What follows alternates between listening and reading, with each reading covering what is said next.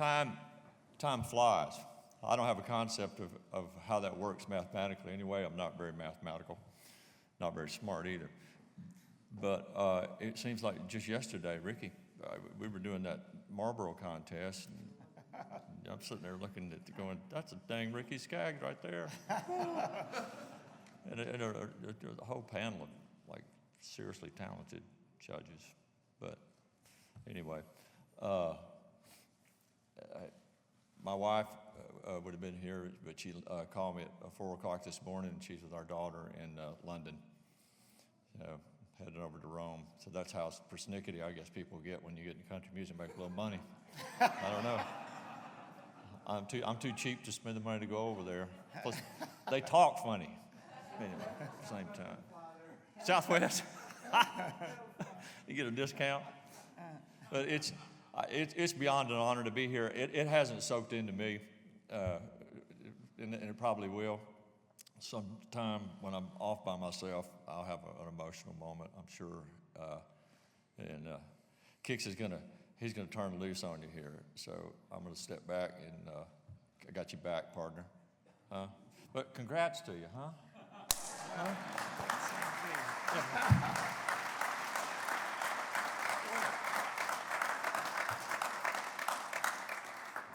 That's just weird. He never does that.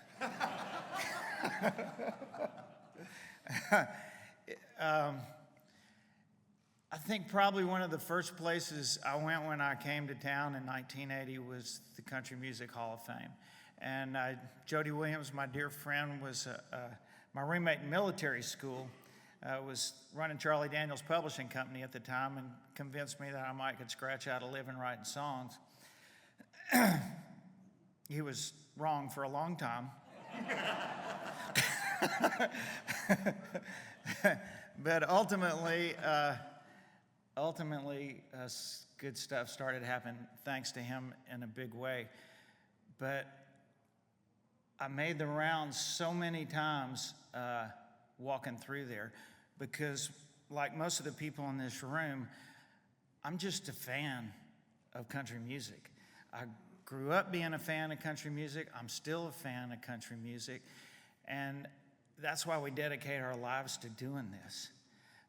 The fact that we would be in the Hall of Fame just seemed, that's just not something you even think about. Even when you're winning awards and stuff, the faces on this wall, I will never consider my peers, most of them. It's just, I idolize them.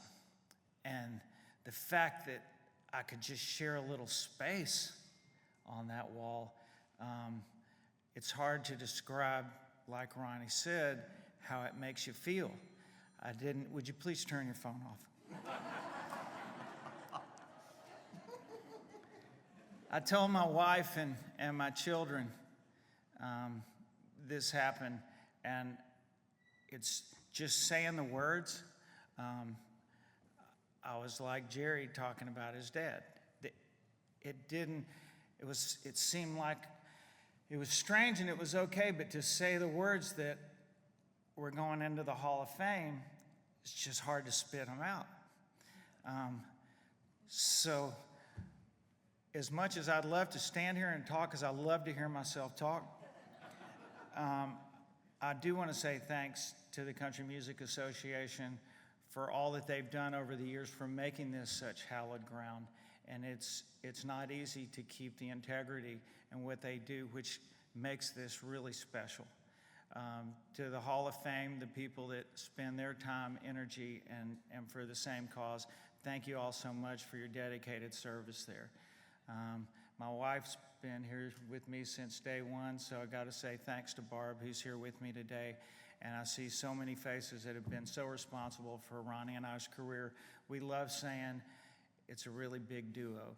And it would take me the rest of the day if I started naming names, but you all know who you are. And thank you so much for believing in us, because we didn't really believe in each other. And that's the truth. We met on a Tuesday. We wrote Brand New Man and Next Broken Heart on Thursday and Friday at Tim Dubois' suggestion. And we talked about this laughing the other day, we never really celebrated because we knew it was going to be over and it was just bad luck.